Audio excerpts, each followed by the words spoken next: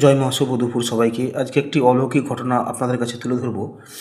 তো ওই যে দেখছেন মহিলাগণ বসে আছে, মহিলা ভক্তরা, ওনারা এসেছেন লালবাগ থেকে।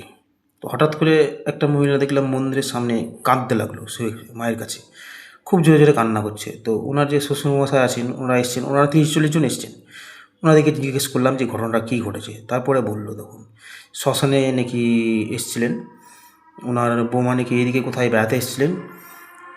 তখন উনি প্রেগনেন্ট ছিলেন, প্রেগনেন্ট থাকা অবস্থায় এদিকে এসেছিলেন। এদিকে আসার সময়ও হয়তো কোনো সমাধির উপরে পা রেখেছিল, বুঝতে পারেনি সে, হয়তো অনেকটা খেয়াল করতে পারেনি, এসছে বেরিয়েছে এদিকে ওদিকে। এই পবিত্র শ্মশানে হয়তো কোনো জায়গায় কোনো সমাধিতে হয়তো পা রেখেছিল, সে বুঝতে পারেনি। তারপরে ঘটনাটা ওনার কাছ থেকে যেটা শুনলাম, যে আমি তো শুনেও হতভম্ব হয়ে গেছি যে এরকম ঘটনা হতে পারে বা হয়েছে।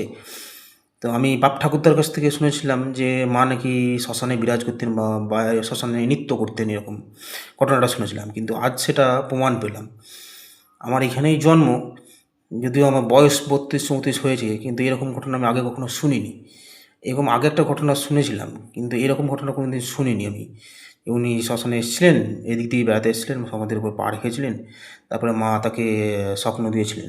আজ থেকে প্রায় 7 বছর আগেকার ঘটনা ওটা, এটা যেটা ঘটেছে বলছি আপনাদেরকে।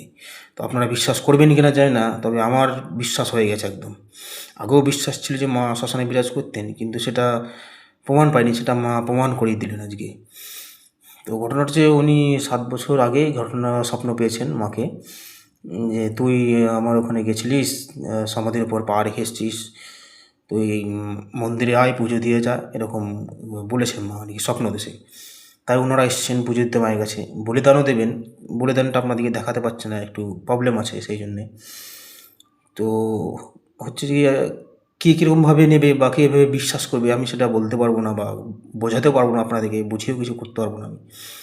আমি যেটা বিশ্বাস করলাম যে হ্যাঁ, সত্যিই মা বাইরে বিরাজ করেন বা ঘুরে বেড়াতেন। বাপ ঠাকুরদারা বলতে চোর কাটা গায়ে লেগে থাকে বা কাপড়ে লেগে আছে, এরকম ব্যাপারটা। তো ভালো ভিডিওটা প্রচুর প্রচুর শেয়ার করবেন এবং সকল পুণ্যার্থীদের বা ভক্তদের মাঝে ছড়িয়ে দেবেন। যে আকালিপুরের গুহ্য কালী মা খুবই জাগ্রত, এবং তার কাছে গেলে কেউ কোনোদিন খালি হাতে ফিরে আসে না, বা সে অন্যায় সহ্য করে না, অন্যায় করলেও সন্ন্যাসী। তো ঘটনাটা আজকে হচ্ছে মঙ্গলবার, আজকে হঠাৎ করে ওনারা এসছেন লালবাগ থেকে, বড় গাড়ি ভাড়া করে এসছেন। আমি তো দেখে হতবাক হয়ে গেছি। একসময় এতজন 30-40 জন লোক এভাবে আসে না, খুব কমই আসে।